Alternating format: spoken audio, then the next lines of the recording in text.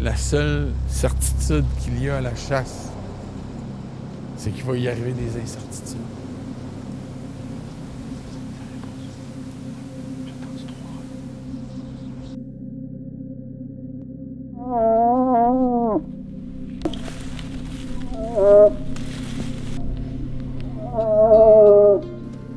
Alors, le parallèle entre la chasse et la vie, pour un jeune, si tu veux réussir, fais preuve de discipline. Si tu veux réussir, lève-toi de bonne heure. Prépare tes affaires. Comprends les affaires. Maîtrise ce que tu peux maîtriser.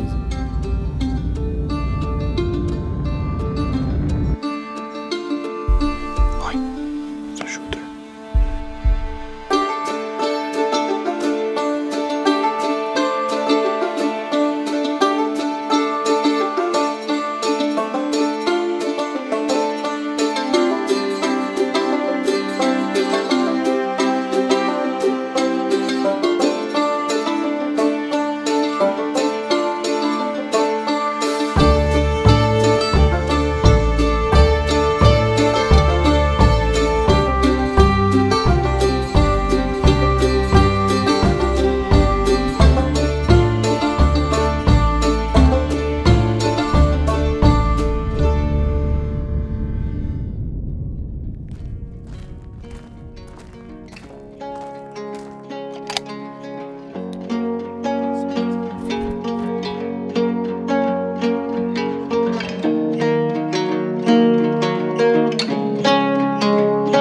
Pourquoi des chasseurs demain?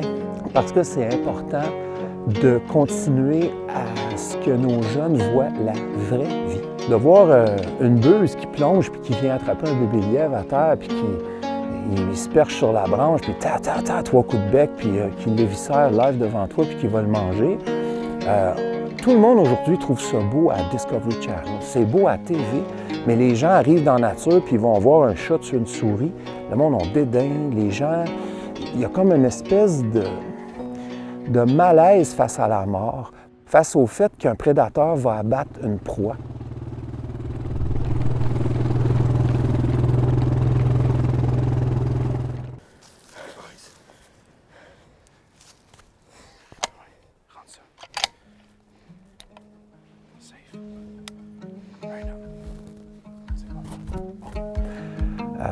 On voit la mort comme étant... C'est comme si c'était horrible. La buse qui mange le levreau, puis tu étais avec un petit jeune enfant, puis qui trouve que la buse est méchante parce qu'elle a tué le lièvre. Puis ensuite, tu vois la buse qui va dans le nid, puis qui défait les morceaux de viande, puis qui nourrit ses bébés dans le nid. Là, c'est une scène d'amour, mais juste avant, c'était une scène de cruauté. Mais c'est ce tout-là qui fait que la nature, c'est toujours en beauté.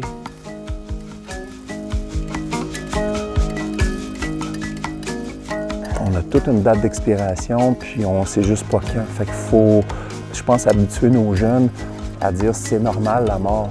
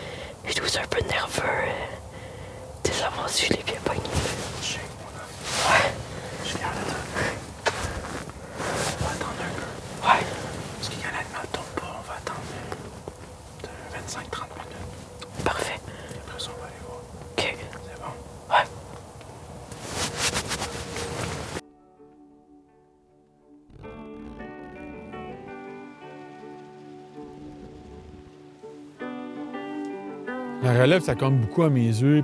Aujourd'hui, tout va vite pour les jeunes. Ils doivent performer rapidement. Tout se passe vite. Ils ont des agendas incroyables.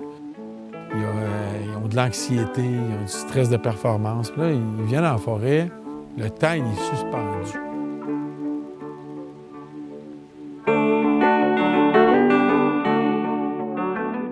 Ça leur fait du bien de faire partie de la gang. Puis de voir dans leur regard des oncles, des papas, des mamans, qui a un fil conducteur avec des grands-papas, des arrière-grands-pères. On a eu de la chasse dans des milliers de familles québécoises.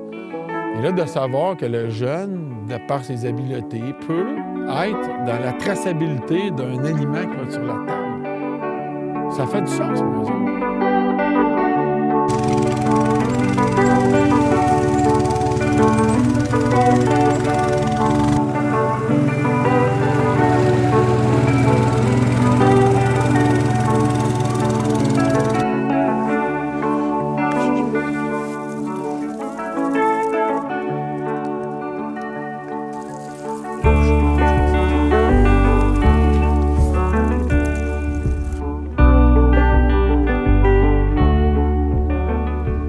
Je sais un petit peu, sûrement.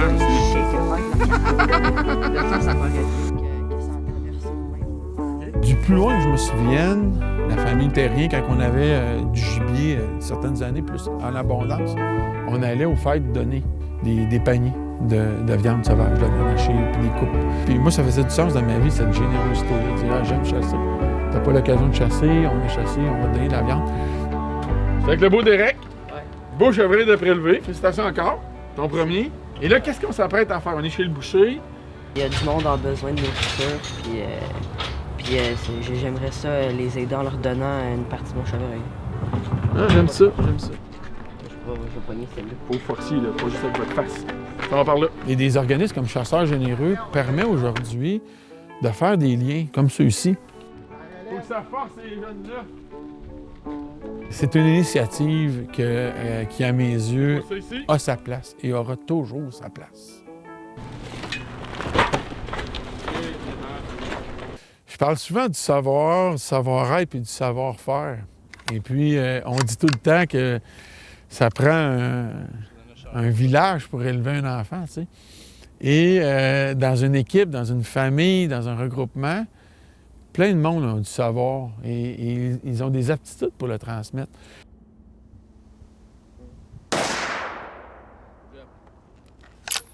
Je vais te montrer un truc, là. Debout, là. Moi, qu'est-ce que j'aime bien faire debout, là? Je reste tout le temps un angle en 45. Je me penche juste un peu en avant. Juste un peu en avant, parce que si je suis trop droite, avec le stress, forcément, le chèque va commencer. Puis en avant, dans le fond, ça te donne juste une petite pause que tu vas pouvoir juste anticiper ton coup. J'ai vu mon gars avec du monde, tu sais. Fait que je le voyais comme un louveteau adolescent qui va se coller sur un loup. Tu te rappelles juste du final. Mais dans le cœur. Dans le cœur, il est là, juste en haut de la patte. Après ça, c'est un autre loup. Si tu le fais, je le fais. OK.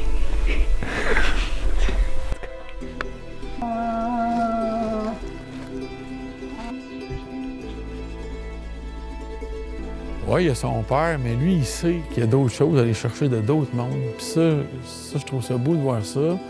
Et je l'ai vu avoir ses bras ouverts-là pour aller chercher en peu de temps le plus d'informations possible. Je le voyais, qui allait conserver ces choses-là. Et ça, j'ai vraiment aimé ça, de voir cette ouverture-là. Et cette reconnaissance-là qu'il avait, puis qu'il démontrait qu'il maîtrisait pas tout. Tu sais.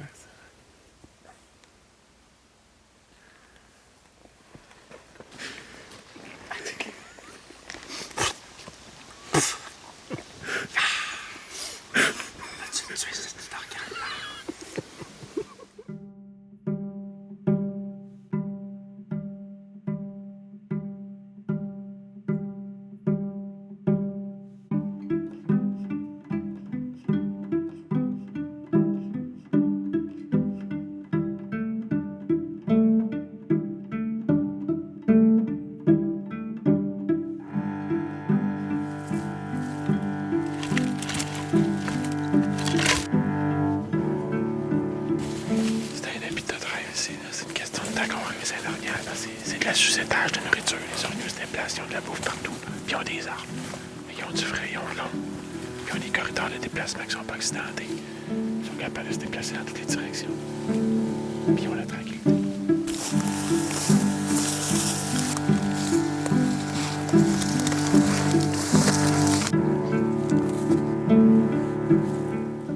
C'est le premier matin de chasse à l'orignal de ta vie, de ma vie. On vient de se lever, là, on est parti dans le bois, on mange une coupe de colle, on se promène. Puis là, on espère que ça va répondre. Je suis trop excité.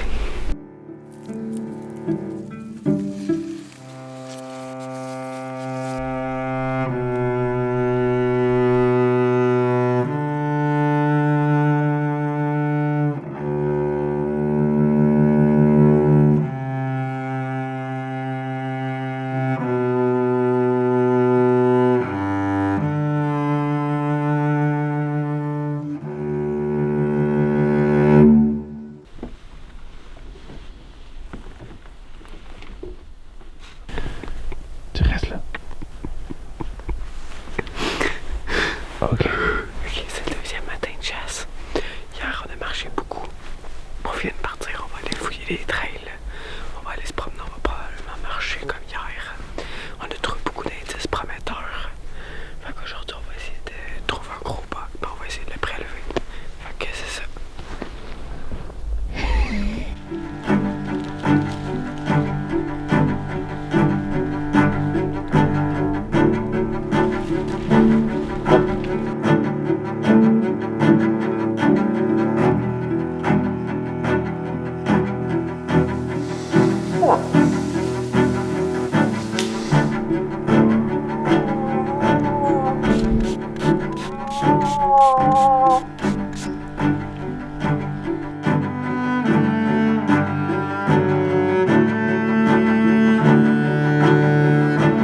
On longe un bûchage, on vient de tomber sur des frottages. C'est vraiment débile. Tu vois que le buck il est pas petit, puis ça fait pas tant longtemps que ça.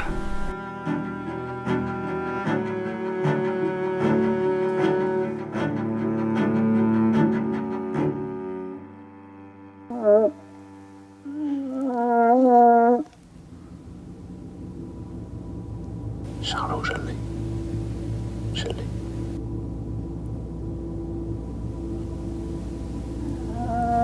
Je l'ai plus, je l'ai plus. Faut le ramener. Je l'ai pas.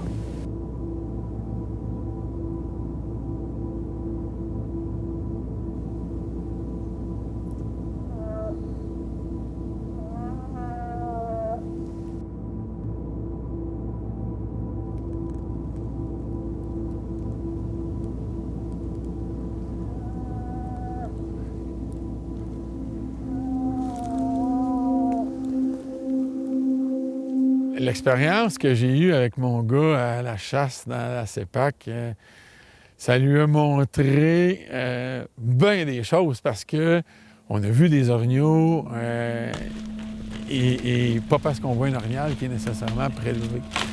Et moi, je trouve ça important parce que le jeune, à travers la chasse, il va apprendre plein d'affaires. La résilience, la patience, l'observation, la discipline, se lever le matin de bonne heure, à entretenir ses affaires. Il va apprendre aussi à échanger avec les autres, il va apprendre l'esprit de groupe. Il va apprendre aussi à accepter l'échec.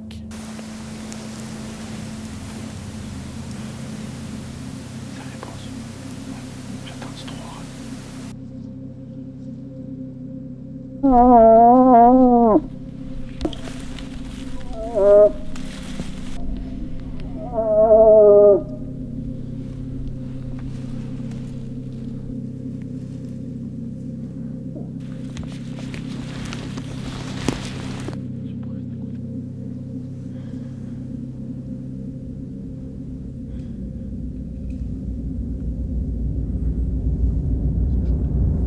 Oui.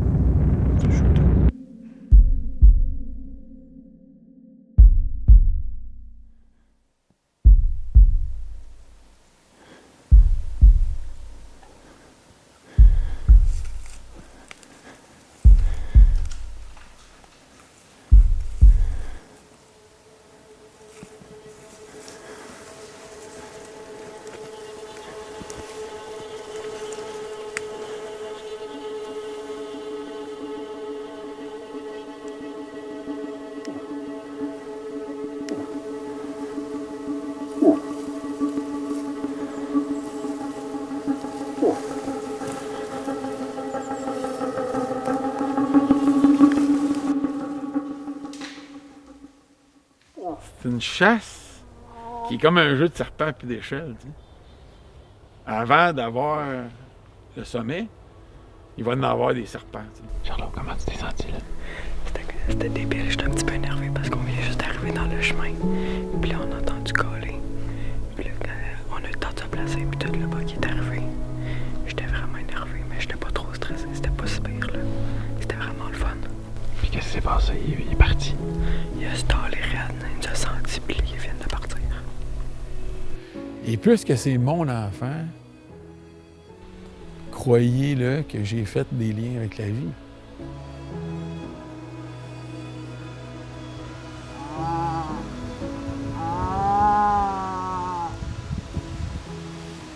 Dans chaque parcours de vie, ça prend des efforts, ça prend des échecs, puis ça prend un peu de peine des fois. Tu sais.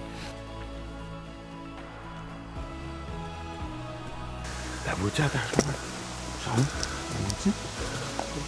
Hein? Alors, le parallèle entre la chasse et la vie, pour un jeune, c'est important, ça. C'est important dans toutes les sphères. Parce que c'est quoi la seule certitude qu'il y a sur le domaine? C'est qu'il va y avoir des incertitudes.